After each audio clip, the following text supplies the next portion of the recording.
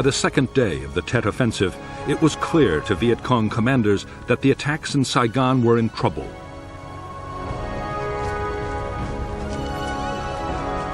The assault teams had been driven out of most of their main objectives. The promised reinforcements had rarely arrived, and even nearby units had often failed to support each other.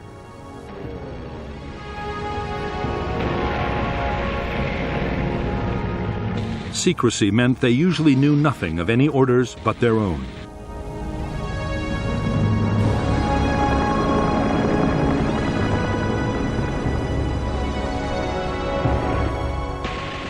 The fight for Saigon had, by now, settled into a large number of separate battles, raging in different parts of the city. Often, the Viet Cong were completely surrounded by government forces. Isolated units now faced concentrated assault from armored vehicles, planes, and helicopters.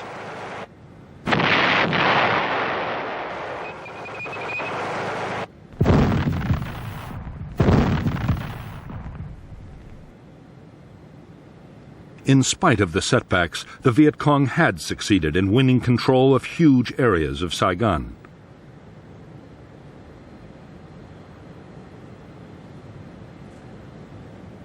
To many Viet Cong fighters, it seemed that victory was at last in sight.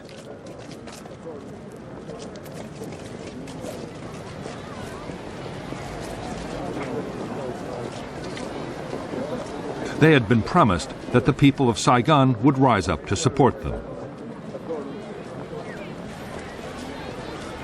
If they did, the war could be won soon, whatever happened on the battlefield.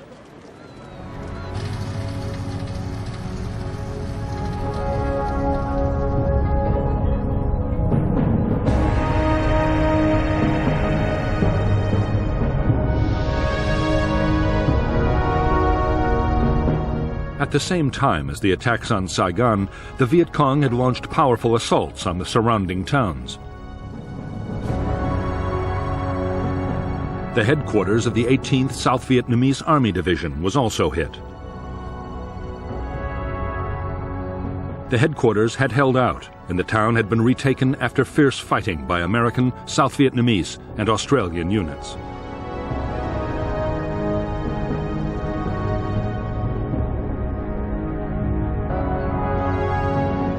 As part of an attempt to surround Saigon and cut off the capital from reinforcements, the Viet Cong 273rd Regiment launched a massive assault on the town of Tu Duc, which contained one of the two South Vietnamese military academies.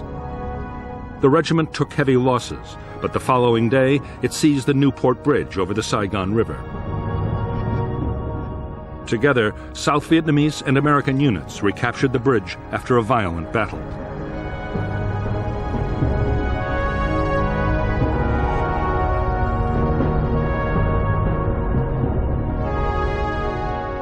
At the high point of the Viet Cong assault on Saigon, the guerrillas occupied whole tracts of the west and south of the city. They used the Phu To racetrack as a major assembly area.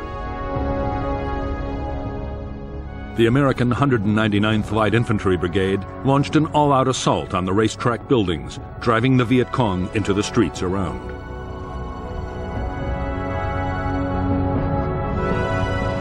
By the fourth day of the Tet battles, the Viet Cong were being squeezed into the sprawling and crowded district of Cho Lan.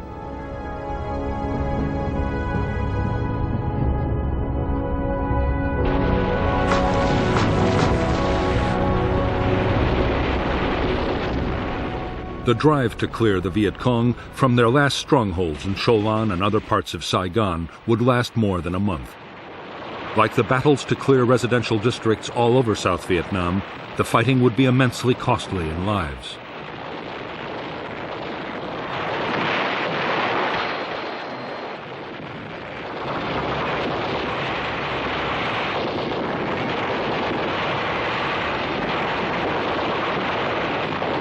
Everywhere, instead of surrendering in mass, the guerrillas were fighting back with determination and skill.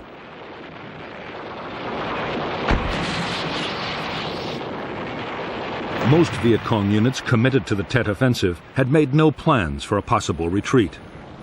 The hopes of Viet Cong leaders were now fading fast. They were forced to accept that the Tet Offensive was failing. The South Vietnamese army had been meant to collapse or even join the guerrillas, but instead most of its units had bravely chosen to fight. According to General Giap, it was their skill and determination that largely blunted the North's Tet Offensive.